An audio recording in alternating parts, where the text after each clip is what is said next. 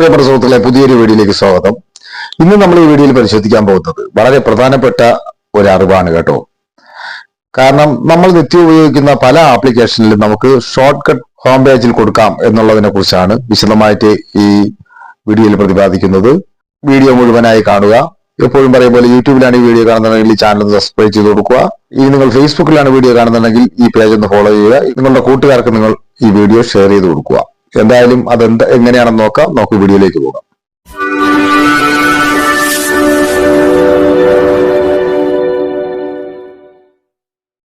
നമുക്കറിയാം, നമ്മൾ നിത്യം ഉപയോഗിക്കുന്ന ഒരുപാട് ആപ്ലിക്കേഷൻ ഉണ്ട്. യൂട്യൂബ്, വാട്സപ്പ് തുടങ്ങിയ പല ആപ്ലിക്കേഷനും നമ്മൾ നിത്യം ഉപയോഗിക്കാറുണ്ട്. ഇതിലെല്ലാം നമുക്ക് ഷോർട്ട് കട്ട് കൊണ്ടുവരാം കേട്ടോ. നമുക്ക് പല കാര്യങ്ങൾക്ക് ഷോർട്ട് കട്ട് കൊണ്ടുവരാം. അതിനെക്കുറിച്ചാണ് ഇന്ന് ഈ വീഡിയോയിൽ നമ്മൾ നോക്കാൻ പോകുന്നത്.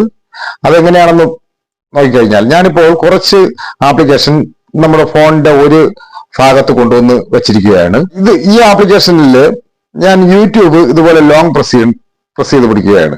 അപ്പോൾ നമുക്ക് ഇവിടെ കാണാൻ സാധിക്കും 3 ഓപ്ഷൻ നമുക്ക് ഷോർട്ട് കട്ടായിട്ട് കൊടുക്കാം എന്നുള്ളതാണ്. ആദ്യം നമുക്ക് ഷോർട്സ് കാണാൻ വേണ്ടിയിട്ട് മാത്രം നമ്മളിത് ഷോർട്സ് എന്ന് കൊടുത്തിട്ടുണ്ട്. അത് നമ്മളിങ്ങനെ ലോങ് പ്രസ് ചെയ്ത് കഴിഞ്ഞാൽ അത് ഇവിടെ ഇങ്ങനെ വരും.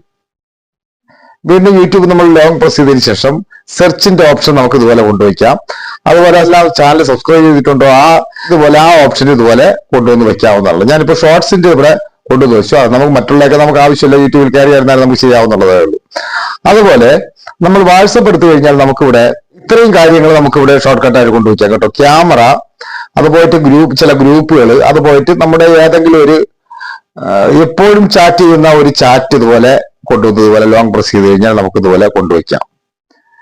അങ്ങനെ വാട്സപ്പിൽ നമുക്ക് ഇതുപോലെ ഷോർട്ട് കട്ട് നിങ്ങൾ എന്തായാലും നോക്കുക. നമ്മൾ നിത്യം ഉപയോഗിക്കുന്ന ആപ്ലിക്കേഷനിലെല്ലാം നമുക്കിത് ചെയ്ത് വെക്കാവുന്നതാണ്. ഇനി നമുക്ക് ക്രോം ബ്രൗസർ ലോങ് പ്രസ് ചെയ്യാൻ പോവുകയാണ് ഞാൻ. അപ്പോൾ നമുക്ക് സെർച്ച് ചെയ്യുന്ന ഇഗ്നറ്റ് ടാബ്, അത് പോയിട്ട് ന്യൂ ടാബുകൾ, ഇതെല്ലാം നമുക്ക് ഇതുപോലെ ഷോർട്ട് കട്ടായിട്ട് കൊണ്ടുവന്ന് വെക്കാവുന്നതാണ്. ഇതുപോലെ കണ്ടോ. അതുപോലെ ഫ്ലിപ്കാർട്ടിൽ ഇതുപോലെ ലോങ് പ്രസ് ചെയ്യുമ്പോഴത്തേക്ക് നമുക്ക് ഇതുപോലെ സ്കാൻ ചെയ്യാനുള്ളത്, പേ ചെയ്യാൻ വേണ്ടി സ്കാൻ ചെയ്യാനുള്ളത് നമ്മുടെ ഓർഡർ, നമ്മൾ എന്തെങ്കിലും ഓർഡർ ചെയ്തിട്ടുണ്ടെങ്കിൽ അത് മാത്രം നമുക്ക് ഇതുപോലെ കൊണ്ടുപോയിക്കാവുന്നതാണ്. അതുപോലെ നമുക്ക് ഇൻസ്റ്റാഗ്രാമിലും ലോങ് പ്രസ് ചെയ്ത് കഴിഞ്ഞാൽ നിങ്ങൾ നോക്കിയാൽ മതി, ക്യാമറ, ആക്ടിവിറ്റി, പോസ്റ്റുകൾ, അതുപോലെ ചില ചാറ്റുകൾ നമുക്ക് ഇതുപോലെ കൊണ്ടുവന്ന് വെക്കാവുന്നതാണ്. ഇതുപോലെ നമുക്ക് കൊണ്ടുവന്ന് വെക്കാവുന്നതാണ്.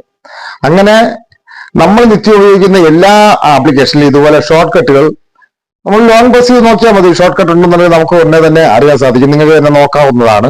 ഇതുപോലെ കൊണ്ടുവയ്ക്കാം. പക്ഷേ ഇനി ഒരു പ്രധാനപ്പെട്ട കാര്യം പറയാനുണ്ട്. നമുക്ക് മണി പേയ്മെന്റ് ആപ്ലിക്കേഷനായ നമ്മുടെ ഗൂഗിൾ പേ, ഫോൺ പേ, പേടിഎം, ഈ 3ന്റെയും ഇതുപോലെ ഷോർട്ട് കട്ടുകൾ, സ്കാനറും, നമുക്ക് പൈസ അയച്ചു കൊടുക്കാനുള്ള ഓപ്ഷനും, ഇതെല്ലാം നമുക്ക് ഷോർട്ട് കട്ടായിട്ട് കൊണ്ടുവയ്ക്കാനുള്ള ഈ 3 ആപ്ലിക്കേഷന്റെ 3 വീഡിയോ ഞാൻ മുമ്പ് ചെയ്തിട്ടുണ്ട്. ആ വീഡിയോയുടെ ലിങ്ക് ഞാൻ ഡിസ്ക്രിപ്ഷനിൽ കൊടുത്തിക്കാം. നിങ്ങൾക്ക് ആവശ്യമാണെങ്കിൽ കാണാവുന്നതാണ്. അതെന്തായാലും നിങ്ങൾക്ക് ഉപകാരമായിരിക്കും എന്നതാണ്. ഇതെല്ലാം നമ്മൾ ഇങ്ങനെ കൊണ്ടുവയ്ക്കുന്നതോടുകൂടി നമുക്ക് ഈ ആപ്ലിക്കേഷനിലൊന്നും നമ്മൾ കയറേണ്ട ആവശ്യമില്ല. ഇവിടെ വെച്ച് തന്നെ നമുക്ക് ഓപ്പൺ ചെയ്യാവുന്നതാണ്.